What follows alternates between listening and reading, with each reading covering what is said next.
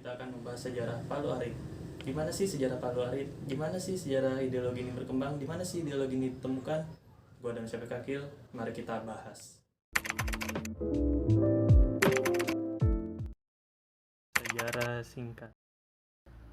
Dalam perjuangan revolusi Bolshevik yang dimotori Vladimir Lenin dan Joseph Stalin pada tahun 1979 di Rusia, kedua lambang perjuangan kelas ini digabungkan. Bolshevik adalah semacam fraksi pecahan dari Partai Sosial Demokrat Rusia yang muncul dalam konferensi di Brussels pada tahun 1903. Partai itu pecah menjadi dua fraksi, yakni Bolshevik atau fraksi mayoritas yang bergaris keras, dan Menshevik, fraksi minoritas yang lebih moderat. Kaum Bolshevik adalah kelompok garis keras yang berpikir perubahan harus dimenangkan dengan senjata.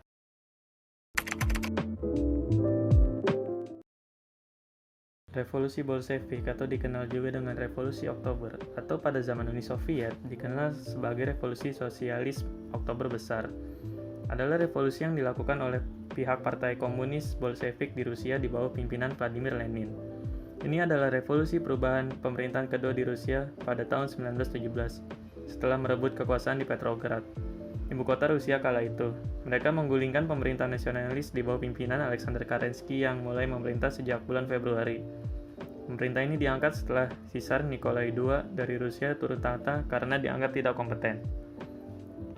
Yang uniknya, walaupun revolusi ini terjadi pada tanggal 7 November 1917 menurut penanggalan Georgia di Rusia, tetapi dikarenakan Rusia saat itu masih memakai kalender Julian, maka menurut penanggalan Julian peristiwa ini terjadi pada tanggal 25 Oktober 1917. Oleh sebab itu, revolusi ini disebut Revolusi Oktober.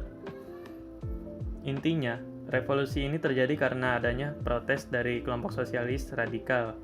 Kelompok tersebut beranggapan bahwa pemerintahan Alexander Kerensky dinilai lambat mewujudkan cita-cita rakyat Rusia.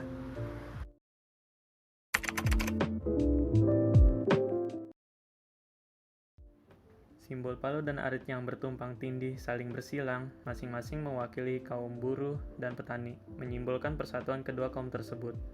Revolusi ini rupanya dengan cepat menyebar dan mengilhami berbagai perjuangan kelas di banyak negara, terutama di Asia Timur.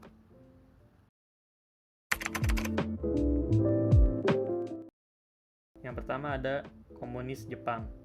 Didirikan pada 15 Juli 1922, Partai Komunis Jepang adalah sebuah partai politik di Jepang dan merupakan salah satu partai komunis non-pemerintahan terbesar di dunia.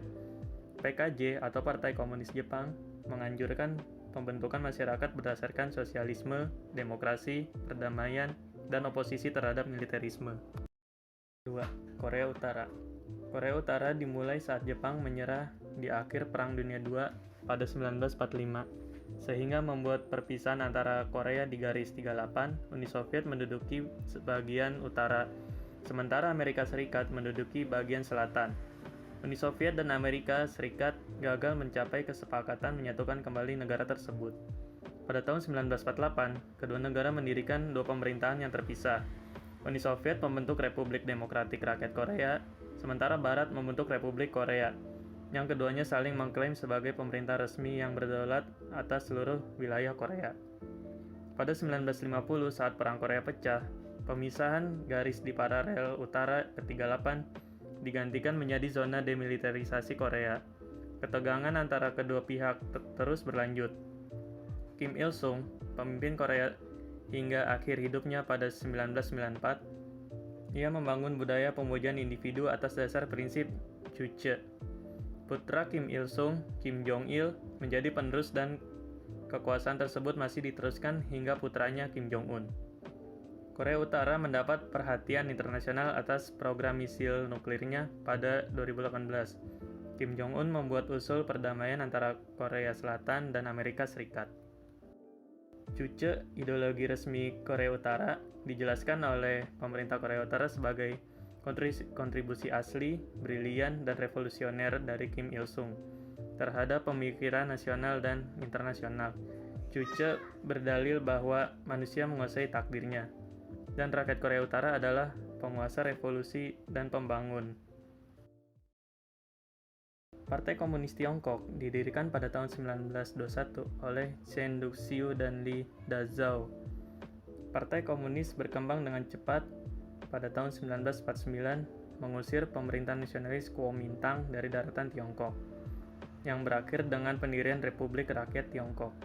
Partai Komunis juga membawahi angkatan bersenjata terbesar di dunia, Tentara Pembebasan Rakyat atau People Liberation Army. Mao Zedong ingin menciptakan ekonomi Cina yang makmur dengan menggabungkan ide-ide ekonomi proletar dari Karl Marx, Lenin, dan Stalin. Mao menulis buku yang berjudul Buku Merah Kecil. Buku ini berisi koleksi kutipan, pidato, dan terbitan lampau Mao Zedong.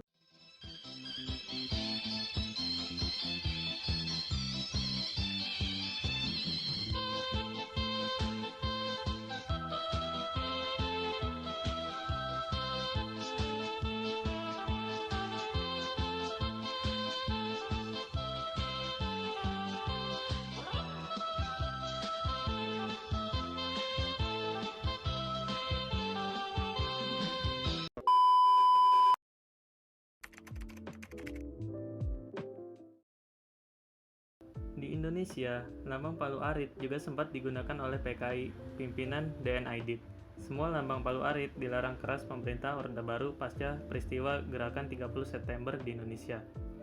Penggunaan simbol Palu Arit telah dinyatakan terlarang bersama dengan paham komunisme sejak 1966, sebagaimana telah diatur dalam Undang-Undang Nomor 27 Tahun 1999 dan Ketetapan MPRS atau TAP MPRS Nomor 25/MPRS/1966 tahun 1966 yang secara resmi menyatakan pelarangan terhadap paham komunisme dan Marxisme-Leninisme serta pembubaran Partai Komunis Indonesia atau PKI setelah pecahnya peristiwa 30 September.